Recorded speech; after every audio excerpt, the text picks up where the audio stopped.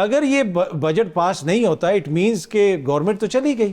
تو پھر آج اتنا بڑا سٹیپ آپ لوگوں نے کہا کہ اس کے اوپر ہمیں عدم اعتماد ہے, آخر وجہ کیا؟ کوئی یقیناً کوئی سنگین نوعیت کا مسئلہ ہوگا تبھی آپ نے یہ کہا.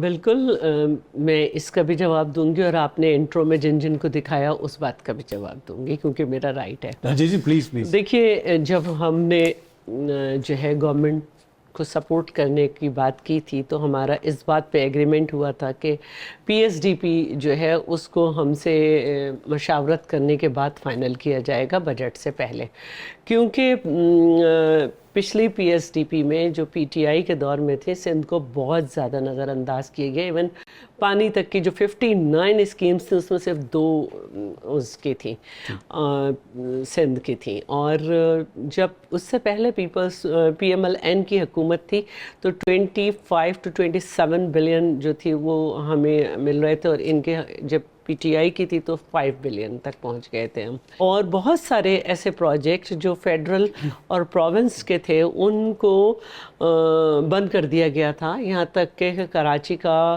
4K کا جو پروجیکٹ ہے اس کو بھی وہ کر دیا تھا. جو ہماری بہت ساری اسکیمز ہیں انہیں روک دیا گیا تھا. اور اس کے بعد اپنے ایم این ایز اور ایم پی ایز جو ایم کیو ایم کے بھی تھے اور پی ٹی آئی کے, ان کو 15 کروڑ کر کے کہا تھا کہ 3 دفعہ دیے دیں گے, اور سندھ کو مکمل نظر انداز کیا. پر ابھی تو آپ کی اپنی حکومت ہے نا, اتحادی اب جو حکومت ہے ان سے یہ بات کی گئی تھی کہ آپ جو ہے نا وہ ہم سے ایگریمنٹ کر کے یہ کریں گے, کیونکہ وہ بہت سارے پروجیکٹ جن کی میں نے بات کی کہ پی ٹی آئی کے گورنمنٹ میں بھی نظر انداز ہوئے تھے اور جو پروونس کو ملنے چاہیے. مثال کے طور پہ دریا پہ پل بنانا پروونشل گورنمنٹ کا کام نہیں ہے, لیکن ہم نے اپنے یہاں ملا کاتیار پل بنایا.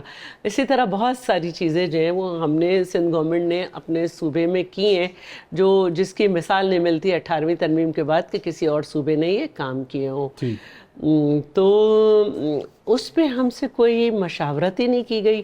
ایون ایم کیو ایم کی تمام اسکیمز جو ہیں جو ہماری نالج میں آیا, کیونکہ ابھی مجھے یہ پتلی سی بک بھی نہیں ملی ہے اسپیچ کی, کیونکہ ہم نے آج ٹوکن بائیکاٹ کیا تھا. بجٹ تو ادھر ہی تیار ہو رہا ہوگا اس دفعہ, کوئی آئی ایم ایف کے ادھر تو نہیں ہو رہا ہوگا. آپ لوگوں نے پہلے کیوں نہیں مشاورت کی؟ اچانک مطلب کہ بجٹ اسپیچ سے آدھا گھنٹہ پہلے نہیں, ہمارا کل بھی ہمارا اجلاس ہوا تھا اور کل بھی ہم نے تحفظات اپنی پارٹی کو رجسٹر کرائے تھے, تو اس پہ کچھ پیش رفت ہوئی تھی, لیکن جس طرح سے ہم چاہ رہے تھے اس طرح سے نہیں ہوئی.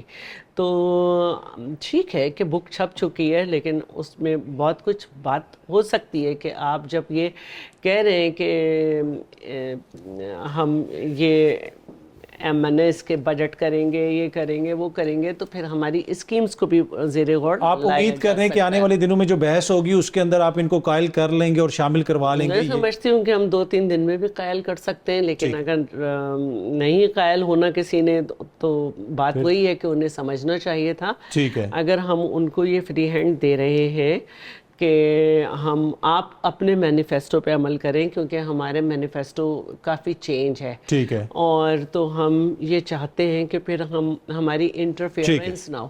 لیکن پی ایس ڈی پی میں جو ہمارے سندھ کے منصوبے ہیں جو رک گئے تھے پی ٹی آئی, تو یہ ایک بیسک مین جو آپ کا کنسرن ہے. کے پی میں بھی ہمارا کے پی کے ایم این ایس کو بھی مسئلہ تھا سب جگہ کے, کہ یہ ایک بڑا کنسرن ہے. میں ذرا علی گور, آپ نے مجھے 2-3 پرومو دکھائے تھے. جی دیکھیے, میں ایک بات کہنا چاہتی ہوں کہ آپ کو وہ تقریر یاد ہوگی کہ میں ایک خوددار آدمی ہوں جو کہ میں ہوں, اور اگر مجھے آئی ایم ایف کے پاس جانا پڑا کسی سے قرضہ لینے کا مطلب ہے کہ اپنی عزت اس کے قدموں میں رکھ دینا, تو میں خودکشی کر لوں گا. لیکن یہ میرا بیان نہیں ہے, یہ شوکت ترین صاحب کا بیان ہے کہ ایک تو ہمارے دور میں کوئی معاشی پالیسی نہیں تھی, ہر 3-4 مہینے بعد ہم تجربے کرتے تھے. دوسرے ان کا یہ بیان ہے کہ جب ان سے کہا گیا کہ 100% آپ کے قرضوں میں اضافہ ہوا آپ کے زمانے میں, تو انہوں نے کہا نہیں, صرف 75%. اور تیسری بات انہوں نے یہ کہی تھی کہ پیپلز پارٹی کی جو گورنمنٹ تھی اس نے جو اپنے دور میں IMF سے معاہدے کیے تھے ان کی سب سے آسان کنڈیشن تھی. تو یہ میں نے 3 باتوں کا جواب دیا. مسئلہ یہ کہ ان سے تو آپ نے ہماری جان چھڑوائی تھی نا قوم کی, اور آپ لوگوں نے جو وعدے کیے تھے, اب جو میں نے یہ وعدے ہمارے نہیں ہیں. میں نے کہا نا کہ اس وقت تو یہ میرے ساتھ بیٹھے ہوئے میں ان کے پاس بھی آتا ہوں, میں ذرا اس وقت تو کوئی چارہ ہی نہیں تھا. کیا یہ جو معیشت کے معاملات ہیں, بجٹ کے اوپر کوئی تنقید کر سکتے ہیں, آپ اس کی تعریف کر سکتے ہیں, کیا یہ معاملات حل ہو سکتے ہیں پولیٹیکل سٹیبلٹی کے بغیر؟ اچھا میں ایک بات کہنا چاہوں گی, انہوں نے 20 جماعتیں کہیں, 20 سیٹیں کہیں, ان کی ابھی نئی پارٹی میں آئی ہیں مہربانوں, وہ 17 کہہ رہی ہیں, چلے انہوں نے 20 کر دی. یہ تو بڑے جنرس ہیں, چلے انہوں نے 20 کر دی.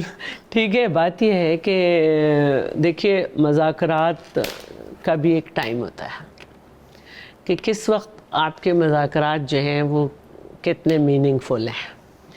اور اچھا میں ایک بات پہلے ادھر کی کر دوں کہ ویسے تو کوئی ضرورت ہی نہیں ہے, دیکھیں وہ ساری باتیں ہو گئی ہیں, اس کا کوئی کہنے کی بات نہیں ہے.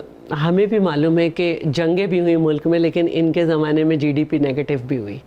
کووڈ بعد میں آیا, ڈاؤن اٹھائیں مارچ کا, 7 مارچ کا, اس میں ایکسپورٹ 3.4% تھی. میرے پاس آج تک اس کی اسکرین شاٹ ہے. تو ہمیں بھی پتہ ہے, میں نے کہا نا کہ آپ نے تو امپورٹڈ کہہ دیا, لیکن خدا نہ خواستہ میں نے نہیں کہا, نہیں انہوں نے امپورٹڈ کہہ دیا, آپ نے کر دیا. ان کا تو اپنا تھا, پھر بھی 2 امپورٹ کیے, اور آخری والے نے یہی کہہ دیا کہ بھئی ان کی کوئی معاشی پالیسی تھی نہیں. دیکھیں مذاکرات آپ نے کرنے پولیٹیکل پارٹیز سے ہی, کیونکہ اگر دوسرے امپورٹڈ تھے تو آپ بھی 3rd آپشن تھے. ظہیر الاسلام نے کہا, میں نے نہیں کہا, ظہیر الاسلام نے کہا 3rd آپشن تھے. ہم تو جیسے بھی ہیں پولیٹیکل پارٹیز تو ہے نا, آپ کو تو مشرف نے لکھا, جب تک وہ زندہ رہا آپ نے اس کو چیلنج نہیں کیا کہ ہماری ان سے ڈیل یہ تھی کہ ہم ان کو 30 سے 40 سیٹ دینا چاہتے تھے, یہ 100 مانگ رہے تھے, تو آپ آئے ہی ایسے. اب رہی بات یہ کہ ابھی بھی جب وہ یہ بات کرتے ہیں کہ میں مذاکرات نہیں کروں گا نواز شریف سے, نظرداری صاحب سے, تو کیسے کریں گے, کیسے کریں گے؟ جن سے کرنا چاہتے تھے, جن کو اسٹیک ہولڈرز کہہ رہے تھے, اسٹیک ہولڈرز تو عوام ہیں, عوام کے ریپرزنٹیٹو اسمبلی میں, اور انہوں نے بھی منع کر دیا. اگر وہ مالک ہیں تو آپ تو پھر ملازم ہوئے نا, تو آپ ان سے کیا بات کریں گے؟ شہلا صاحبہ کہ یہ ہماری سیاست کا المیہ رہا ہے. بلاول صاحب نے نام جو سلیکٹڈ نام دیا تھا وہ بلاول صاحب نے دیا تھا. زرداری صاحب نے کہا کہ ہم سے فارمولے پوچھتے ہیں, ہم نے انہیں کہا فارمولے نہ پوچھو, پہلے اس کو فارغ کرو.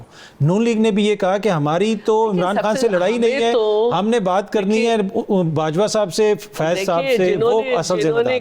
تو یہ بھی وہی کہہ رہے ہیں جو آپ لوگ کہتے ہیں. لائے تھے, لیکن قبرستان تو ہمارا بھرا ہوا ہے, اور تو کسی کا کوئی قبرستان نہیں. قبرستان تو ہمارا بھرا ہے, ہمارے یہاں جنازے گئے, تو ہم پہ تو کوئی الزام لگائے نہ. ہاں ہم یہ ضرور کہیں گے کہ اس ملک میں سیاست دانوں ہی نے رہنا ہے, جس نے جو تجربہ کرنا ہے, 8 سال 11 سال 3 سال 8 مہینے کہ اپنی بائی پروڈکٹ دے دیں ہمیں 3rd آپشن کے طور پہ, وہ ملک نہیں چلا سکتے. پھر ہم نہ ہی سمجھیں کہ ان لوگوں سے بات چیت نہیں ہو سکتی. یہ کیا بات چیت کریں گے, ہمیں خود بھی بتا دیں نا ان کو. کبھی آپ مجھے خود بتائیں کتنی دفعہ بات چیت ہوئی. قیدی نمبر 804 جو ہیں آج کل, انہوں نے ہمیشہ اسے سب اٹیچ کیا.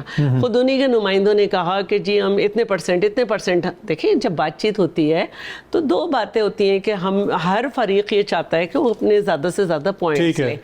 آپ نے پہلے شرط لگائی کہ جی پہلے آپ اپنی حکومت ختم کریں, تو پھر آپ کس سے مذاکرات کریں گے؟